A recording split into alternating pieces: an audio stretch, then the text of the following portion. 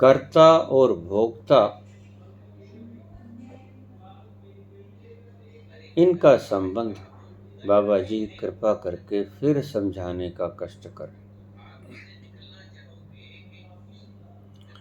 कर्ता कौन? देखिए, शरीर जड़, 5 तत्व का पुतला, कुछ नहीं कर सकता।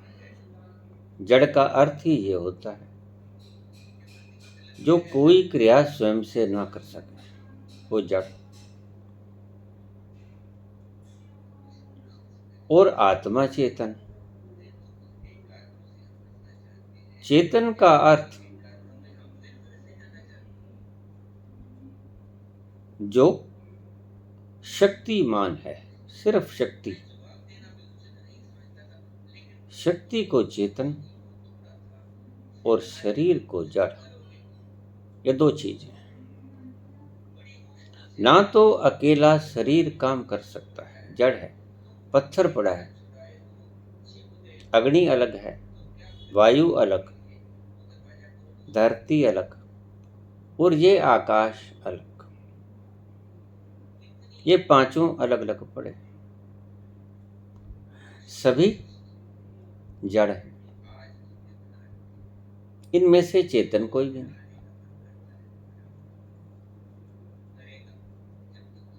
और अगर कोई एक धर्म इस आकाश को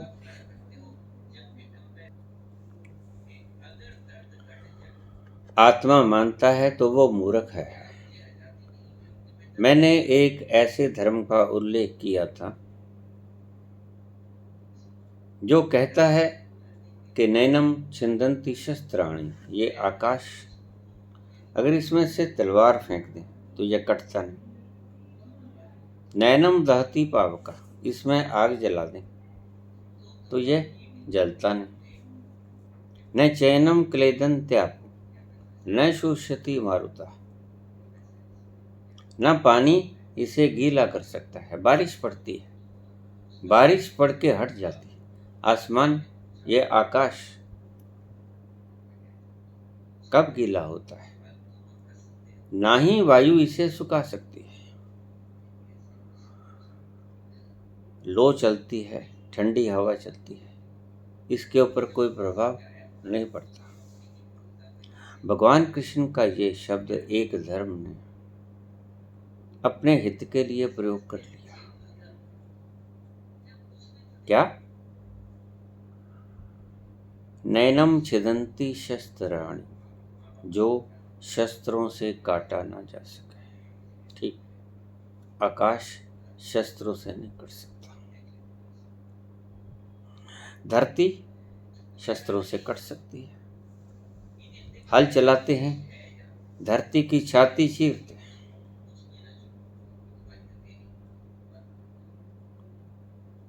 नैनम दहती पावका, आग उसे जला नहीं सकती।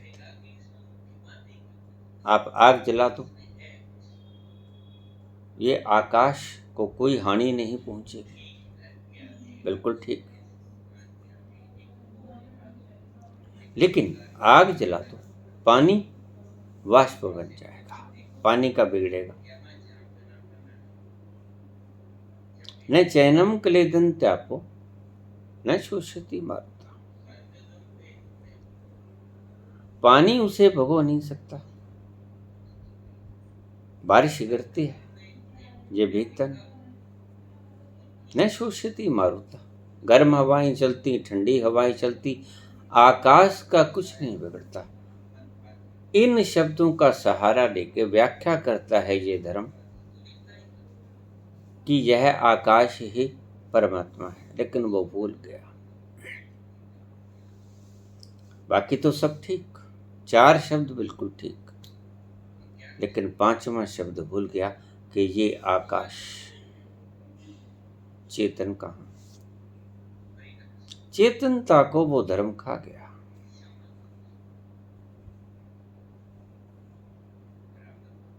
इस आकाश में चेतनता कहाँ है? इसलिए ये धर्म प्रभावित कर गया मूर्ख लोगों को। इस भगवान कृष्ण के शब्दों के द्वारा व्याख्यायित करके वो समझ भी गए कि ठीक, बिल्कुल ठीक, ये आकाश के लक्षण हैं, लेकिन आकाश के लक्षण नहीं है। आकाश पांचवें तत्व के रूप में जाना जाता है, जो कि चारों तत्वों को लपेटता है, गठड़ी की तरह। हम बाजार से कुछ चीज लेने जाते हैं तो गठड़ी साथ लेके जाते हैं, इसमें बांध के ले आएंगे। धरती खरीदते हैं, जल खरीदते हैं, अग्नि खरीदते हैं, पानी खरीदते हैं, ये सारा खरीद के हम आकाश में उसकी पोटली बांध के ले आते हैं। तो ये पोटली पांच तत्व की है, आकाश में बंधी हुई है चारों तरफ से, लेकिन चेतन नहीं। ये शरीर पांच तत्वों का पुतला है, लेकिन इस शरीर से परे एक सत्ता है जो चेतन है, उसको हम आत्मा कहते हैं। वो कहाँ गया, उसका जिक्र ये धर्म नहीं करता। इसलिए इस धर्म को सिद्ध पुरुषों ने नकार दिया कि ये कोई धर्म नहीं, ये सिर्फ दिमागी व्याख्या है, तर्क। जैसे एक मशीन है पानी चढ़ाने वाली, पंप है, सभी चीजें हैं, लेकिन पावर के बिना वो चलेगी कैसे? पावर के बिना वो चलेगी नहीं। तो आपने पूछा कर्ता और भोक्ता, इनका फिर अच्छी तरह से विश्लेषण कीजिए। सुनिए, शरीर मुर्दा पांच तत्व का पुत्र है,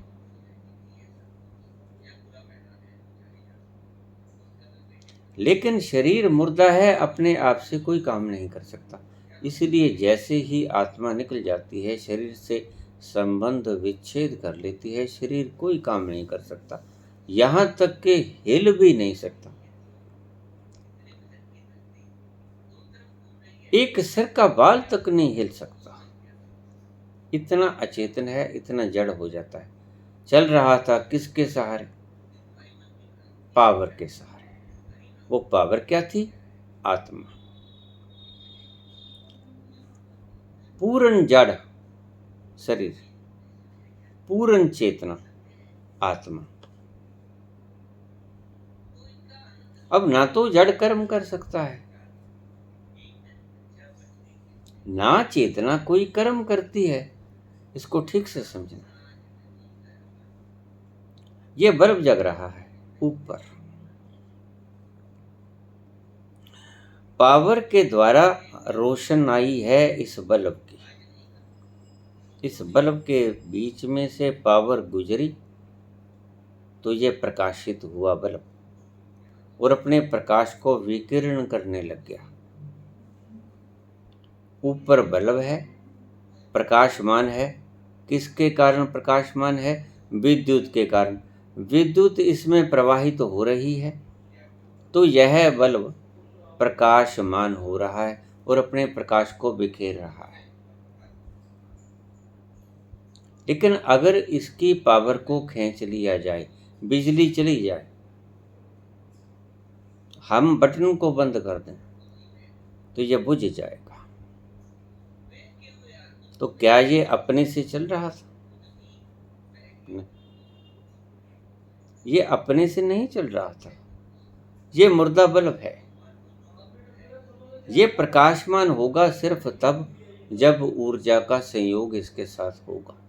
तो हमने बटन को ऑन कर दिया, पावर इसके बीच में से गुजरी, विद्युत इसके बीच में से गुजरी, तो इसने प्रकाश फेंकना शुरू कर दिया। तो ये घटना कैसे घटी? जड़ और चेतन के संयोग से।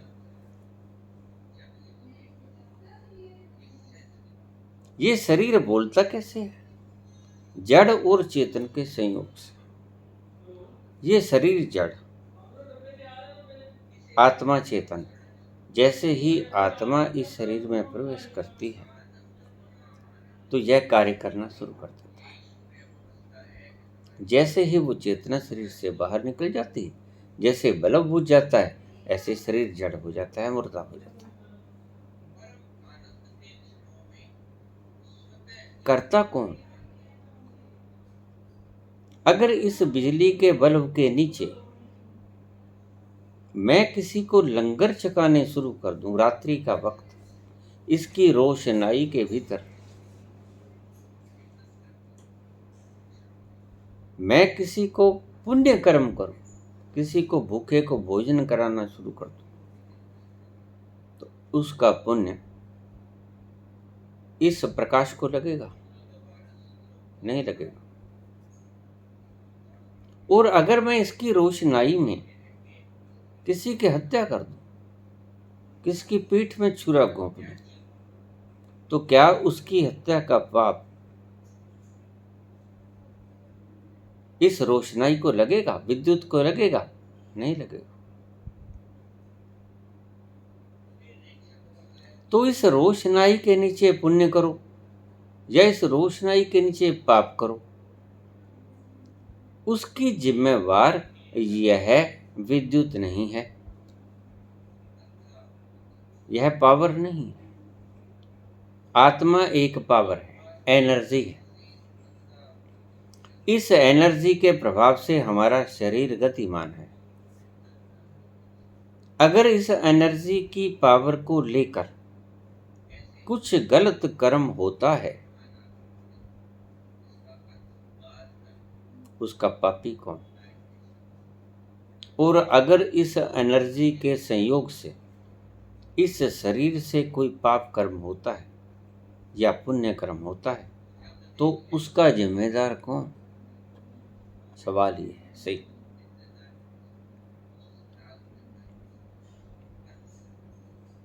थोड़ा समझना इस बात को। आपने चारा काटने की मशीन देखी होगी। चारा काटने की मशीन के दोनों तरफ दो तीखे पंख लगे होते हैं, बीच में गरारी होती है, उसमें किसान लोग चारा फंसा देते हैं, पूरा चारा जो काट के लेके आते हैं,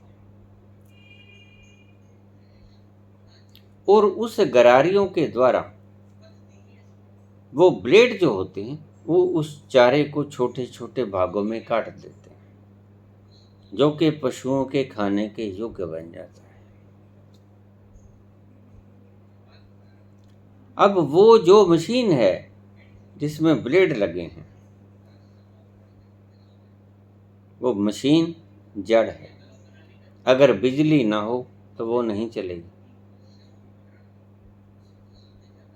उसको पावर के बिना, शक्ति के बिना नहीं चलाया जा सकता।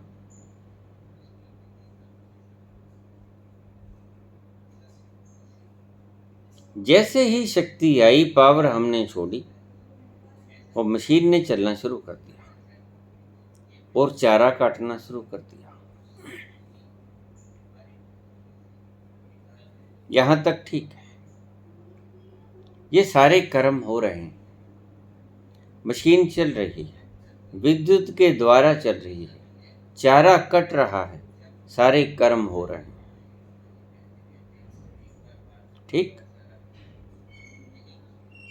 मशीन चल रही है, मशीन जड़ है, पावर के कारण चल रही है, पावर चेतन है। इन दोनों के संयोग से मशीन कर्म कर रही है। क्या कर्म कर रही है? चारा काटने का। लेकिन अगर हमने गलती से या जानबूझकर अपना हाथ उस चारे के मशीन के भीतर फंसा दिया तो क्या होगा? कट जाएगा। वो हाथ को भी ब्लेड काट देंगे। कसूर किसका?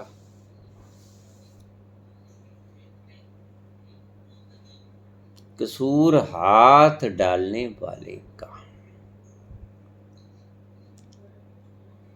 चाहे उसने चेतन, चाहे उसने अचेतन, चाहे उसने बेहोशी में, चाहे उसने जान के, वो हाथ उस चारे की मशीन में दिया तो हाथ कट गया। इसलिए मैं कहता हूं कि जो कर्म तुमसे चेतना में होता है और जो कर्म तुमसे अचेतना में होता है उसका फल समान होता है।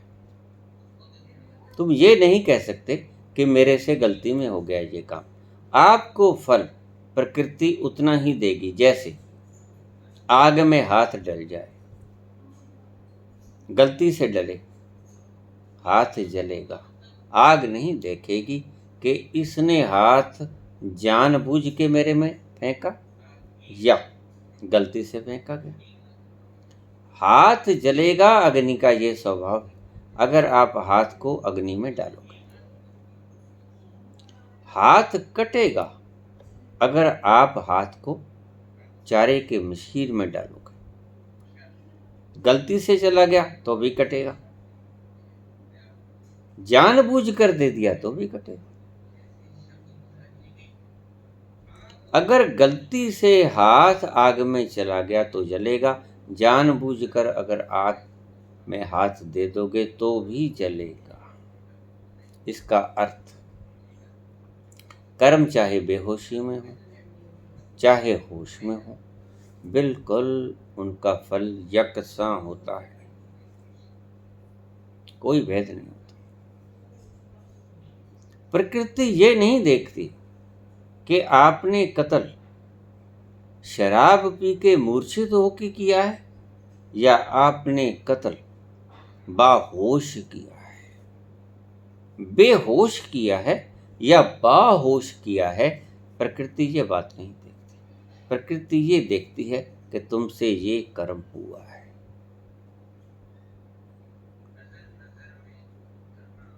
प्रकृति आपको कर्म का फल देती है।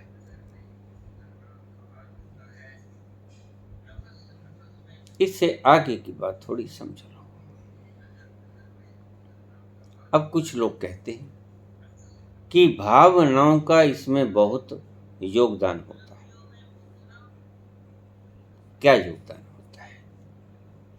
अगर आपकी आग में हाथ डालने की इच्छा होगी, अग्नि तो भी उतना ही जलाएगी।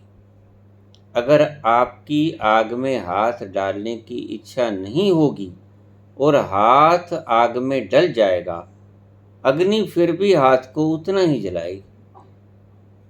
चारा काटने की मशीन में अगर आपकी इच्छा होगी कि हाथ दे दें तो भी उतना ही कटेगा। अगर आपकी इच्छा के विपरीत आपका हाथ चला गया चारे की मशीन में तो भी उतना ही कटेगा। कर्म मूर्छा में करो या अमूर्छित करो, कर्म का फल उतना ही मिलेगा।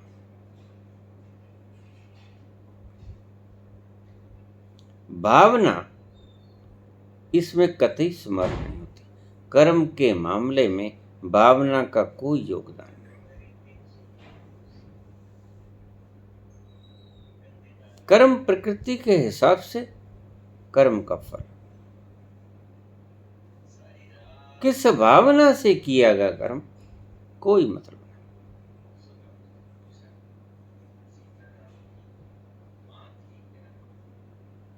अगर डॉक्टर आपका पेट काटता है उतना ही दर्द होगा अगर वो आपको एनेस्थीसिया ना दे। और अगर कोई आदमी हत्यारा आपके पेट में छुरा मार देता है,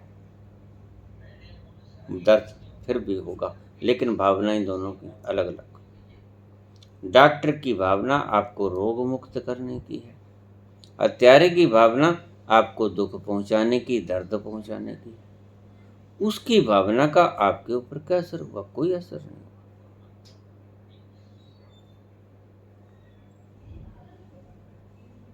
आपके लिए उसकी भावना, डॉक्टर की भावना आपके रोग को दूर करने की है। जो आपका खराब पोर्शन है वो काट देना चाहता है कैंची के द्वारा। और जो हत्यारा है आपके पेट में कोई औजार मारता है आपको दुख देने के लिए। डॉक्टर आपका ऑपरेशन करता है आपको सुखी करने के लिए, दुख हरने के लिए। भावनाएं दोनों की अलग अलग इस्तेमाल किया गया इंस्ट्रूमेंट एक बराबर, नुकीला, काटने वाला। तो यहां भावना क्या काम करेगी? कोई काम नहीं करेगी। भावना का कर्म के अंदर कोई प्रभाव नहीं पड़ता। किस भावना से कृत्य किया गया इसमें कोई फर्क नहीं पड़ता। कर्म का सीधा सीधा फल मिलता है। तो फर्क किस चीज का पड़ता है? फर्क पड़ता है कर्तापन का। बिजली के कारण ऊपर पंखा चल रहा है। पंखा जड़, बिजली चेतन। बिजली पंखे के बीच में से गुजर रही है, पंखा हवा दे रहा है। मैं उस हवा का लुत्फ ले रहा हूं। ध्यान से समझते रहे। पंखा जड़ है, शरीर जड़ है। विद्युत पंखे के बीच में से गुजर रही है, पावर, इलेक्ट्रिसिटी, बिजली। पंखा घूम रहा है। आत्मा चेतन है। आत्मा के बैठे बैठे शरीर बोलता है, आंखें देखती हैं, कान सुनते हैं, सारे कर्म हो रहे हैं। पंखा घूम रहा है, शरीर कर्म कर रहा है। फर्क कहां पड़ता है? अगर मैं चलते पंखे के ब्लेड्स के अंदर हाथ दे दूं, क्या होगा? हाथ कट जाएगा। कर्म सारी सृष्टि में हो रहे हैं। फिर समझिए, कर्म सारी सृष्टि में हो रहे हैं।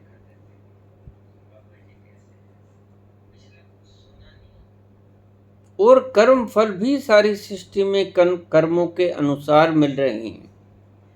कर्म हो रहे हैं चेतन और जड़ के मिलान के कारण। कर्म फल हो रहे हैं पंखा जड़, बिजली चेतन। चेतन जड़ में से गुजरा, पंखा चला, हवा दी, हवा उसका फल। सब ठीक चल रहा है, कर्म सारा चल रहा है। लेकिन अगर मैंने पंखे में हाथ डाला, हाथ कटेगा। इसका अर्थ क्या है? अगर कर्म चलते हैं प्राकृतिक व्यवस्था में और आपने उसमें कोई व्यवधान खड़ा किया, आपने कर्ता बनने की चेष्टा की, तो आप भोक्ता भी बन जाओगे, आपका हाथ भी कट जाएगा। कर्मों को कर्मों के हिसाब से चलने दोगे तो ठीक। कर्मों को कर्मों के हिसाब से चलने दोगे तो बिल्कुल ठीक। कर्मों के चलने में व्यवधान पैदा करोगे तो तुम हुए कर्ता, और कर्ता को भोगता भी बनना पड़ेगा।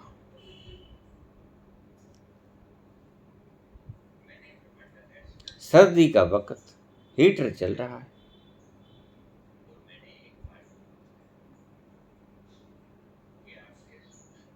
बिजली गुजर रही है हीटर के बीच में से, हवा गर्म लग रही है, सारे कर्म हो रहे हैं। ये कमरा भी गर्म हो रहा है। सारे कृत्य हो रहे हैं जड़ और चेतन के संयोग से। लेकिन अगर मैंने उस ब्लोवर के अंदर या उस गर्म रॉड के को पकड़ लिया तो क्या होगा? हाथ जल जाएगा या हाथ को करंट लगेगा।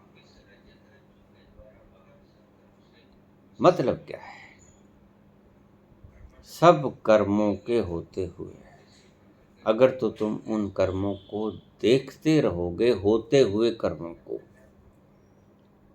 अब चेतन और जड़ के संयोग से ये पंखा चल रहा है और मैं अगर इसको आराम से बैठा बैठा इसका लुत्फ लेता रहूं तो ये हवा मुझे आनंदित करती रहेगी, मैं करता न बनूं। सिर्फ इसके परिणाम को आनंद से भोगूं। पंखा चल रहा है, इसकी हवा का आनंद मानूं तो ठीक, लेकिन अगर मैंने इसके साथ छेड़छाड़ की, इसमें हाथ फंसाया, मैं करता बना तो ये मुझे मेरे हाथ को काट देगा, मुझे भोगता भी बनना पड़ेगा।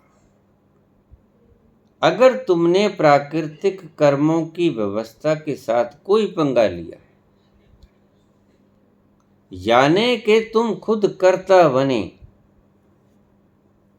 तो तुम्हें उसका फल भोगना पड़ेगा।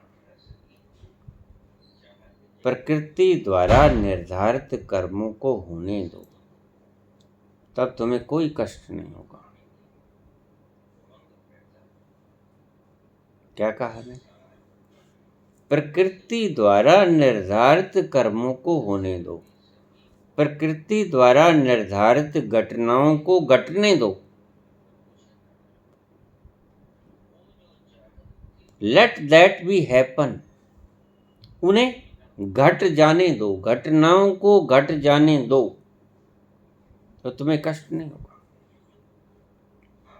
अगर तुम उन घटनाओं को घटने नहीं दोगे या उन घटनाओं के घटने पे दुख या सुख प्रकट करोगे तो आप भोक्ता बन गए, कर्ता बन गए। और अगर कर्ता बन गए तो भोक्ता भी हो गए। अगर तुम्हें कोई खुशी के बीच में शुमार हो गए तो तुम झूमोगे, नाचोगे, गाओगे। अगर तुम कोई ऐसा कर्म किए जिससे दुख उत्पन्न हो गया तो तुम रोओगे, चीखोगे, चिल्लाओगे। प्राकृतिक हिसाब से जो कर्म चलते हैं उनको वैसे ही चलने देना, ईश्वरीय व्यवस्था के अनुसार, तो आपको न सुख होगा न दुख होगा। तुम घटनाओं से परे खड़े देखते रहोगे उन घटती हुई घटनाओं को। जो घटनाएं हो रही हैं, पंखा चल रहा है, ये बिजली चल रही है, सर्दी में अगर कोई हीटर चल रहा है, मैं उन सारी घटनाओं को घटते हुए साक्षी रूप से उसका आनंद मानूंगा, तो मैं प्रकृति के किसी प्रकार के कर्मों को या घटनाओं को घटती हुई घटनाओं में व्यवधान खड़ा नहीं कर रहा हूं। कर्ता ईश्वर है। पंखे में से विद्युत गुजरी, पंखा चला, पंखे ने हवा दी, मैंने उसका आनंद उठाया।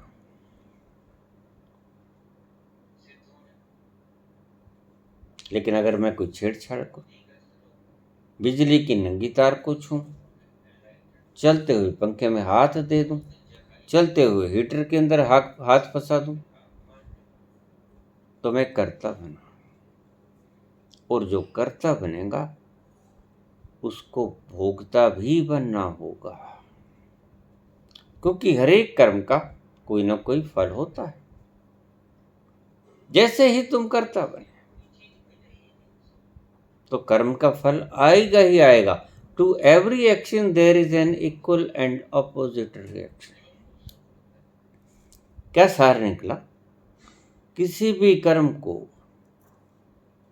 होने दोगे और तुम साक्षी रहोगे, अपने में स्थित रहोगे, तो तुम्हें ना सुख होगा ना दुख होगा, घटनाएं घटती रहेंगी,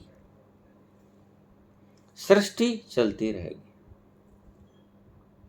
अगर तुमने प्राकृतिक घटनाओं में हस्तक्षेप करने की कोशिश की, यानी कि तुमने साक्षी से कर्ता बनने की चेष्टा की, तो तुम्हें भोक्ता भी बनना पड़ेगा। सुख और दुख ये दोनों भोगने पड़ेंगे। घटनाओं को प्राकृतिक रूप से अगर तुम घटने दोगे तो तुम्हें न सुख होगा न दुख होगा। तुम सुख और दुख से पार खड़े उन सभी घटनाओं के साक्षी बने रहोगे, देखते रहोगे। अब मैं देख रहा हूं, पंखा चल रहा है, बिजली जल रही है, बिजली की रोशनाई का आनंद ले रहा हूं, पंखे की हवा का आनंद ले रहा हूं। मैं इनसे कोई छेड़छाड़ नहीं कर रहा, इन प्राकृतिक घटनाओं का आनंद मान रहा हूं। मैं इनसे कोई छेड़छाड़ नहीं कर रहा, मैं कर्ता नहीं बन रहा हूं। मैं सिर्फ आई एम विटनेसिंग। मैं सिर्फ इन घटनाओं को घटते हुए देख रहा हूं और इनका आनंद मान रहा हूं। साक्षी हमेशा आनंद ही माना करता है। अगर तुम घटनाओं को घटते हुए देखते रहोगे तो तुम्हारा आनंद कोई नहीं छीन सकता। अगर तुम घटती हुई घटनाओं के बीच में इंटरफियरेंस करोगे तो तुम सुखी भी होगे तो तुम दुखी भी होगे। यह है फॉर्मूला, बिल्कुल स्पष्ट मैंने टुकड़ों में बांट के आपको समझाया।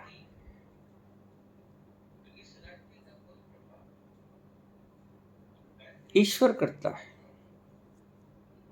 बिजली ईश्वर की, पंखा ईश्वर का, सारा मटेरियल जो प्रयोग हुआ ईश्वर का, ये शरीर ईश्वर ने बनाया, शरीर ईश्वर चला रहा है, आंखें देख रही हैं। मैं इस शरीर में बैठा इन आंखों के द्वारा सारे कृत्यों को होता हुआ देख रहा हूं, आनंद मान रहा हूं। लेकिन जैसे ही मैंने इन कर्मों के बीच में फंसने की चेष्टा की, कर्ता बनने की चेष्टा की, मुझे भोक्ता भी बनना पड़ेगा। आरे की मशीन के अंदर अगर सब कुछ वैसे ही घट रहा है तो चारा भी कटेगा, पशु के खाने योग्य चारा बन जाएगा। लेकिन अगर मैंने उस चारे की मशीन में हाथ फंसाने की कोशिश की तो मुझे दुख भी भोगना पड़ेगा, मेरा हाथ कट जाएगा। तो कुछ कर्म अगर गलती से भी हो जाएंगे आपसे, उनके कर्मों का कोई कमी या ज्यादती नहीं होगी। लोग कहते हैं कि जो अनासुरती कर्म होते हैं उनका फल नहीं मिला करता, ये गलत है धारणा। अनासुरती कर्म या सुरती से कर्म, दोनों में फल समान ही होता है। इसमें भावनाओं का कोई अर्थ नहीं, क्योंकि आपसे कर्म हो गया, मूर्छित अवस्था में हुआ कि जागृत अवस्था में हुआ, इससे कोई कर्मों का फल का प्रभाव नहीं बदलता। मूर्छित होके कर्म करो या होश पूर्वक कर्म करो, उससे फल में कोई फर्क नहीं पड़ेगा। ध्यान रखना, यहाँ होश पूर्वक मैं विटनेसिंग से नहीं ले रहा हूं। अगर आपने साक्षी पूर्वक कर्म को होने दिया फिर आप दुखी सुखी नहीं होगे। लेकिन अगर आप कर्म होश से करोगे, आप होश में किसी का कत्ल कर दोगे, आप बेहोशी में किसी का कत्ल कर दोगे तो आपको कानून बिल्कुल सेम सजा देगा।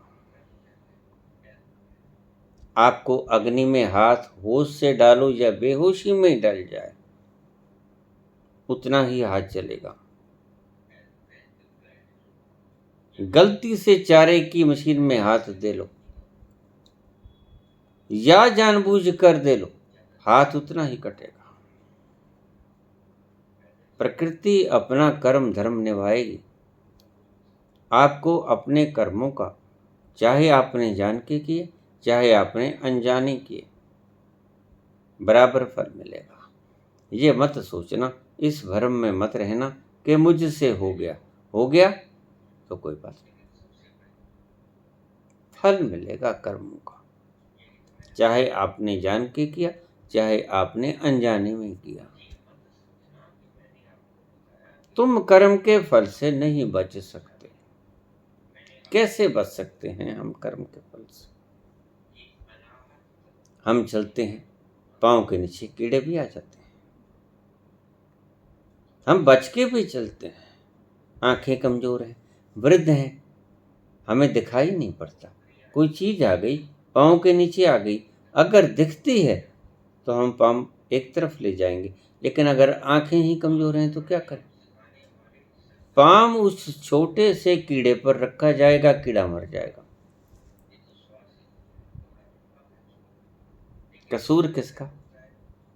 मुझे दिखाई नहीं पड़ा, मैंने जानबूझकर ये कर्म नहीं किया, लेकिन मुझे फल भुगतना पड़ेगा। तो क्या किया जाए? बस यही किया जाए कि उस कर्म का फल कर्म के हिसाब से आने दिया जाए, और जैसे कर्म को आपने होते हुए देखा, वैसे ही फल को भी भोगते हुए देखो।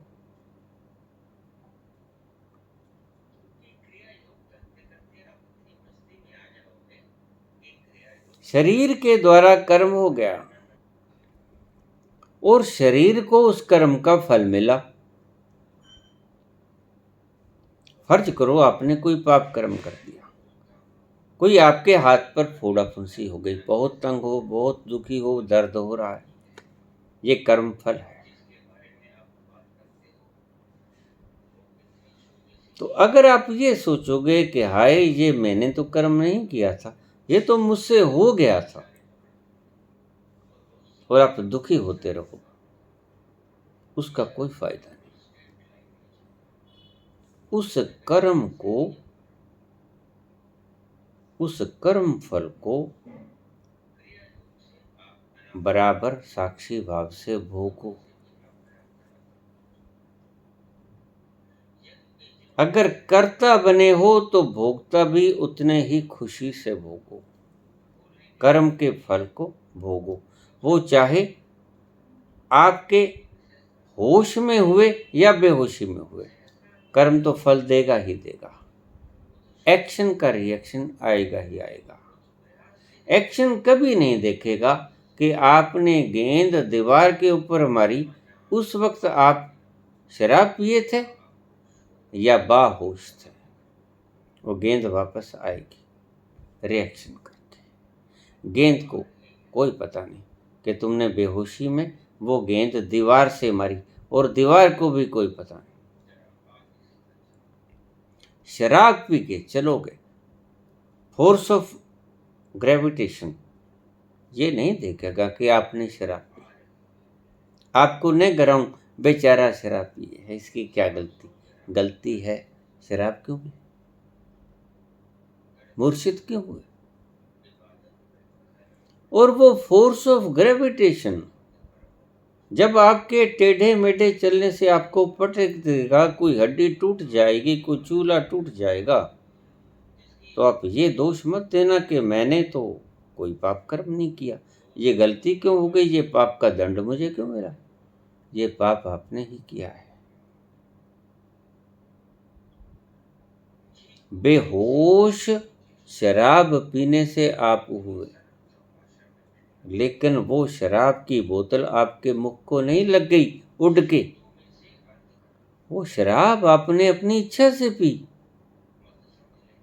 जब शराब आपने अपनी इच्छा से पी तो उसके फल स्वरूप आप बेहोश भी हुए, मूर्छित भी हुए। तो आप ये नहीं कह सकते कि मुझसे मूर्छित अवस्था में ये कर्म हो गया। नहीं, आप मूर्छित जानबूझ के हुए। यहां देखिए, इस बात को आप आगे रखकर पाप के फल से मुक्त नहीं हो सकते कि मैं क्या करूं, मैं मूर्छित था। तो आगे प्रकृति आपको बख्शने वाले नहीं कि तुम मूर्छित क्यों हुए। शराब की बोतल उड़ के तो आपके मुंह को नहीं लगी, तुमने पैक ढाला, बर्फ डाली, बड़े मजे से आनंद से गट के, शराब ने अपना काम करना था। जहर पियोगे मरोगे। जहर नहीं कहेगा मुझे ना पियो, शराब नहीं कहेगी मुझे ना पियो, और शराब नहीं कहेगी कि मुझे पियो। जहर नहीं कहेगा कि मुझे पियो। तुम अपनी मर्जी से पियोगे या बिना मर्जी से पियोगे, लेकिन घटनाएं घटेंगी, कर्मों का फल मिलेगा उनकी व्यवस्था के अनुसार। सुधा सराइये अमृता, गरल सराइये मीच। अगर गरल को पियोगे, विष को पियोगे, बेहोशी में पियोगे या होश से पियोगे, सुसाइड करने की नीयत से पियोगे या गलती से पी जाओगे, जहर ने अपना काम करना है। जहर मारेगा। शराब को गलती से पी गए, वैसे पीते तो नहीं हो गलती से, फोर्सेबली पी सकते हो किसी के आग्रह करने से, या अपने खुद अपनी इच्छा से पी। शराब अपनी काम करेगा, आपकी बुद्धि को मूर्छित करेगी। उस मूर्छित अवस्था में जो कर्म हुआ उसको इसका बहाना मत बना लेना कि मैं क्या करूं, मैं तो मूर्छित था, मैंने शराब पी रखी थी, मुझसे हो गया। नहीं हुआ, तुमने किया। तुम मूर्छित ही क्यों हुए? तुम मूर्छित अपनी इच्छा से हुए। जब तुम मूर्छित अपनी इच्छा से हुए तो फिर कर्म के फल में आपको रियायत क्यों मिलेगी? प्रकृति आपको रियायत देने वाली नहीं है। अगर तुम अमूर्छित अवस्था में कोई कर्म करते हो या मूर्छित अवस्था में कोई कर्म करते हो, आपने पूछा कि उनके कर्मों में कोई फल होता है, फासला, कोई कमी बेशी? नहीं।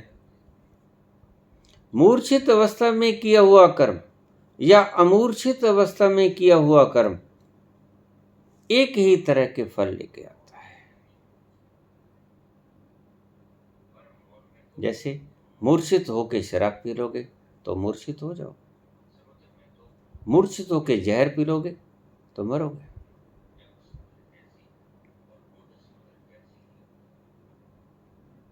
उसको आप गलती कह सकते हो,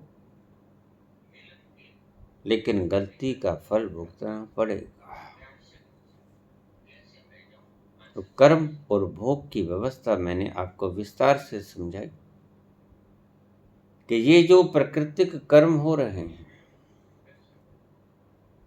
इनमें अगर आप कर्ता बनने की चेष्टा करोगे, इनमें अड़ंगा डालने की चेष्टा करोगे, ईश्वरीय प्रदत्त कर्मों को छेड़छाड़ करने की चेष्टा करोगे, तो तुम कर्ता बनोगे और तुम्हें भोक्ता भी बनना पड़ेगा। अगर भोक्ता नहीं बनना चाहते तो साक्षी बने रहो, कर्ता मत बनो। अगर कर्ता बनोगे तो भोक्ता बनना ही पड़ेगा। रही बात मूर्छित और अमूर्छित की, मूर्छित अवस्था में कोई कर्म करोगे तो उतना ही फल मिलेगा जितना कि जागृत अवस्था में कर्म करोगे, क्योंकि कर्म का फल वो ही होगा। वो कर्म ये नहीं देखेगा कि आपने ये बेहोशी में किया कि होश में किया। मेरे ख्याल में अब आप इस बातों को, इसके फर्क को समझ गए होंगे। कर्म अगर मूर्छित अवस्था में होगा तो भी फल उतना ही देगा, अगर बेहोशी में होगा तो भी फल उतना ही देगा। मुझे बहुत से व्यक्ति कह देते हैं कि जो बेहोशी में कर्म होता है उसका फल नहीं, इतना ज़्यादा नहीं मिला करता। नहीं, तुम्हारी भावना इसमें काम नहीं करती। तुम्हारी भावना तो है कि गलती से पड़ गया आग में हाथ, मैं ना जलूं, लेकिन आग का धर्म ये है कि जो उस चीज में पड़ गया उसको वो जलाएगी। आग का धर्म है जलाना। आप उसमें गलती से चीज पटक दो या जानबूझकर पटक दो, इसमें कोई फर्क नहीं पड़ता।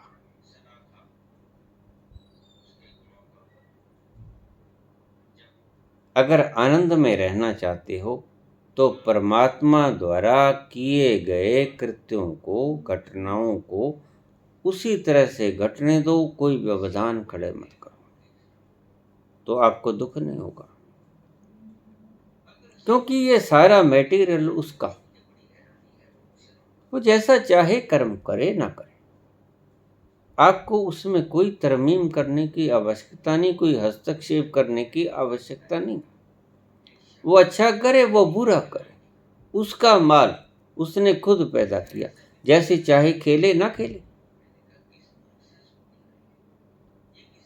आप किंतु परंतु करने की चेष्टा की तो आप कर्ता बने, फिर भोक्ता आप बनोगे, नहीं तो कर्ता खुद भोक्ता बनेगा। ईश्वर जिम्मेवार कर्म का, ईश्वर जिम्मेवार भोग का।